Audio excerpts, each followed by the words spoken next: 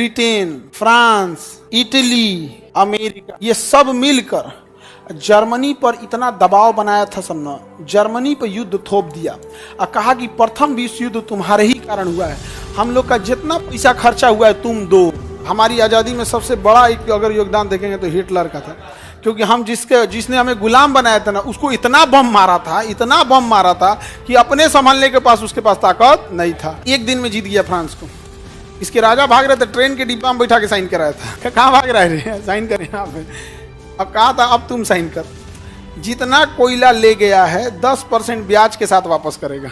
Hitler जब आया था तो जर्मनी के लोगों से कहा कि या जर्मनी के लोग, तुम जिंदा रह के क्या करोगे जब तुम्हारा पड़ोसी देश इस तरह से तुम्हारे ऊपर धिक्कार के चला गया। यहाँ पर जरूरत है अपनी नेवी, एयरफोर्स और आर्मी खड़ी करने की। हिटलर ने 1 लाख से ज्यादा की फौज खड़ी कर दी।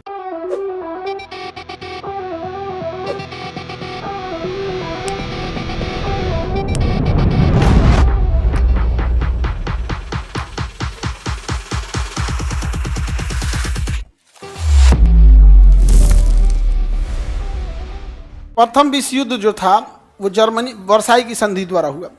वर्साई की संधि में समझो Britain, France, Italy, America, USA, ये सब मिलकर जर्मनी पर इतना दबाव बनाया था सबने, जर्मनी पर युद्ध थोप दिया और कहा कि प्रथम विश्व युद्ध तुम्हारे ही कारण हुआ है, हम लोग का जितना पैसा खर्चा हुआ है तुम दो।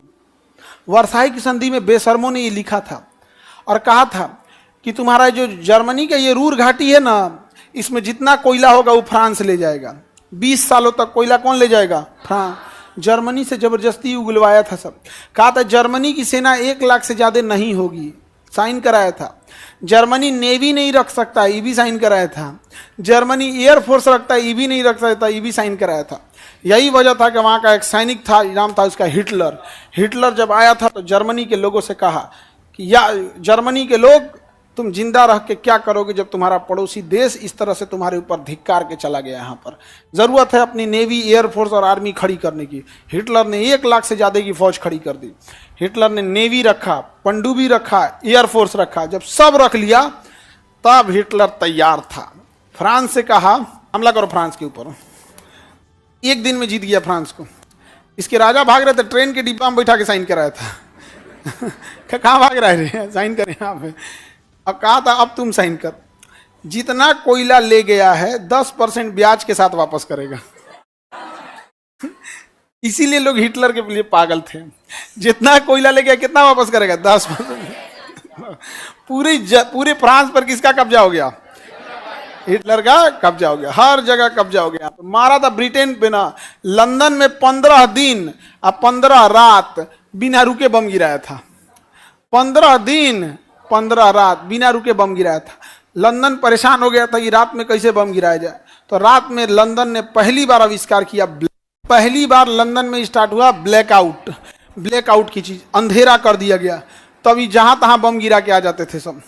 रात बिरात में गायों को सफेद रंग का पेंट करते थे सब, ताकि कहीं दिखे रात में। यहाँ पे इतना ज्यादा जर्मनी ने बम गिराया था, तबाह तबाह कर दिया लंदन को जर्मनी ने। हमारी आजादी में सबसे बड़ा एक अगर योगदान देखेंगे तो हिटलर का था, क्योंकि हम जिसने हमें गुलाम बनाया था ना, उसको इतना बम मारा था, इतना बम मारा था कि अपने संभालने के पास उसके पास ताकत नहीं था।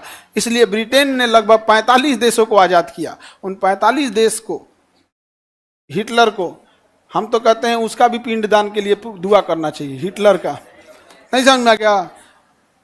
तो तुम लोग गया जाना अपने पूर्वजों का पिंडदान करने ना, तो एक बार हिटलर के भी दुआ करना कि ईश्वर उसे शांति दे और स्वर्ग से उठा के बैकुंठ धाम में बैठा है। हमारी आज़ादी में बहुत बड़ा योगदान था हिटलर का। और मुसलमान लोग सोबरात के दिन 1-2 रकात नमाज उसके लिए भी पढ़ दीजिए। समझा क्या? दुआ मांगिए किसके लिए? हिटलर के लिए। हमारी आज़ादी में हिटलर का बहुत बड़ा योगदान था। हिटलर अच्छा था या खराब हमें मतलब नहीं, हमारे देश के लिए अच्छा था। हमारे देश के लिए जो अच्छा है वो अच्छा है, काम खत्म। बाकी दुनियादारी से मतलब नहीं है। मारा था, किसको मारा था? ब्रिटेन को। तुम्हें मारा तो तुम्हें दर्द होने लगा, और तुम हिटलर खराब हो गया, और तुम चट्टा के जलियांवाला बाग में छोटे बच्चे, मासूम, महिला, बूढ़ा, जवान, किसी को नहीं देखा, निहत्ते लोगों को गोली मार दिया जनरल डायर अमृतसर में, जलियांवाला बाग। तो वो गलत नहीं है। और हिटलर मार दिया तो गलत है, कोई गलत नहीं है। हम तो कहते हैं कि प्रथम विश्व जब आप प्रथम विश्व युद्ध के याद में आप इंडिया गेट युद्ध में मारे गए लोगों के याद में आप बना सकते हैं, द्वितीय विश्व युद्ध के याद में आप स्मारक बना सकते हैं, तो एक दिल्ली में बड़ा सा होना चाहिए आप लोग को हिटलर चौक। हमारी आजादी में बहुत योगदान था, मार के बर्बाद कर दिया था हिटलर। हिटलर की गलती बस क्या थी ना, हिटलर अति महत्वाकांक्षी हो गया था।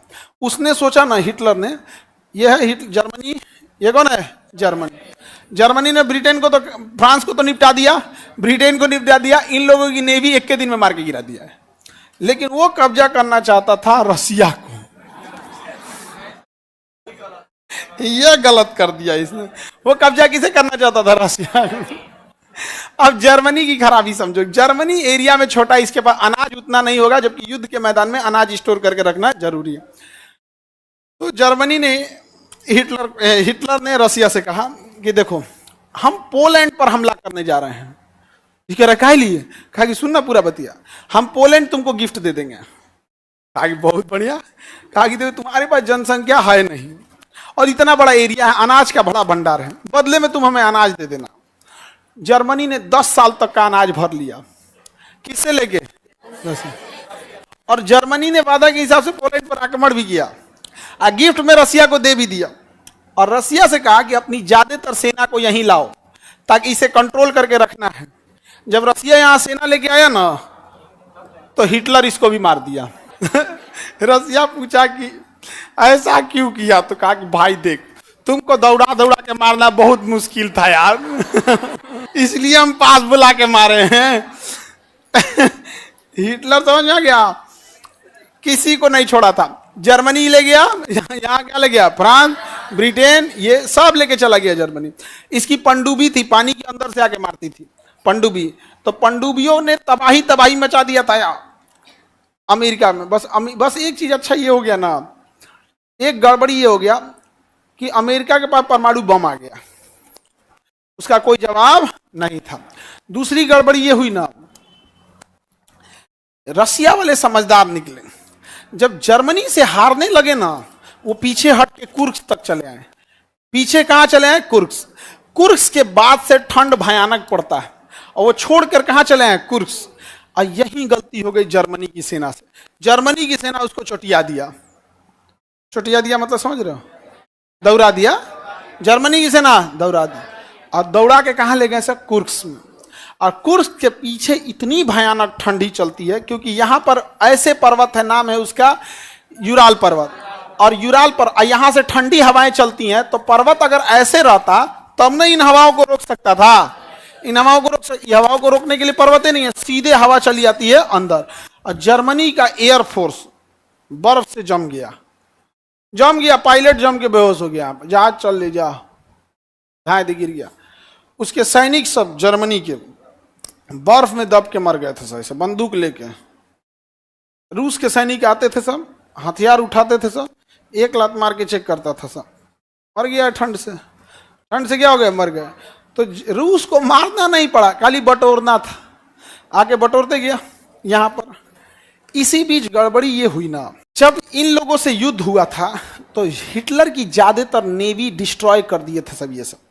तो नेवी ये डिस्ट्रॉय कर दिया, थल सेना ये डिस्ट्रॉय कर दिया, और ब्रिटेन ने ज्यादातर वायुसेना को डिस्ट्रॉय कर दिया था।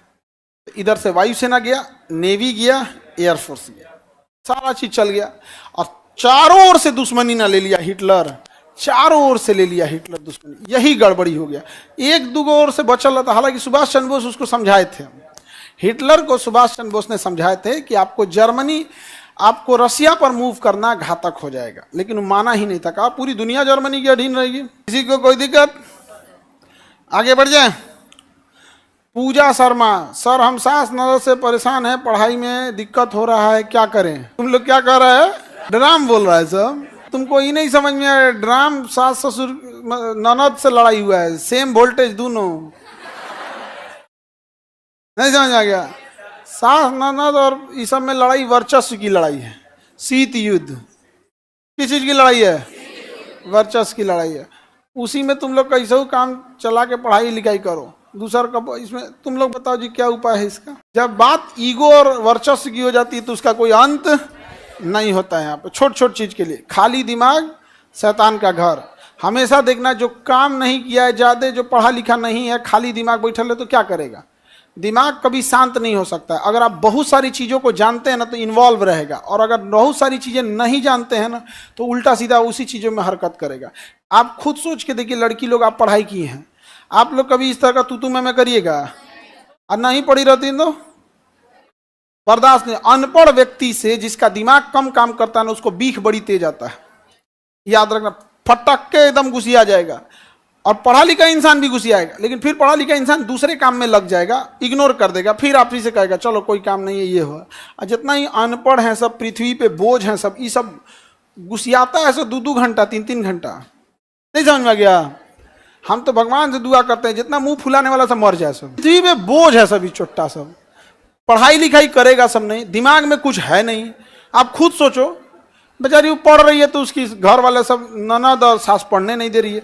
पढ़ रही होगी, बीच में सास कुछ कह देती होंगी, यही काम कर लो, कुछ काम उड़ा देती है, ओके आध बता के वही टाइम काम आएगा जिस टाइम ये बबनी पढ़ेगी। अच्छा, इस मुसीबत झेल के ये लड़की अगर पढ़ ले गई और जब जॉब हो जाएगा तो पूछेगी इन लोग को, तब कहेंगी कि वैल्यूए नहीं करती हैं यहाँ पे, बकलोल कहीं का। हमारे यहाँ ऐसी भी लड़कियां आती हैं जो अपने सास को लेके आती हैं, अपनी मम्मी को लेके नहीं। ऐसी लड़कियां आती हैं सब अपने यहाँ क्लास में, वैसी सास रहेगी क्यों नहीं रेस्पेक्ट करेगी? सोचिए, अपनी माँ को नहीं ले आ रही है, किसको लेके आ रही है? सास। सास भी बड़ी मानते, कहते जानते नहीं गुरु जी, जितना को छोड़ देनी कि जितना पढ़े के बाबा नहीं तो पढ़, अब उसी में तुम काम चलाओ बाबू, तुम मत लेके आना, नौकरी होगा मत लेके आना, यहाँ पे मिठाइयों मत खिलाना। आगे बढ़े, बताओ हिटलर की सबसे बड़ी गलती कहाँ आक्रमण था? और रूस पे नहीं करता तो कोई दिक्कत था?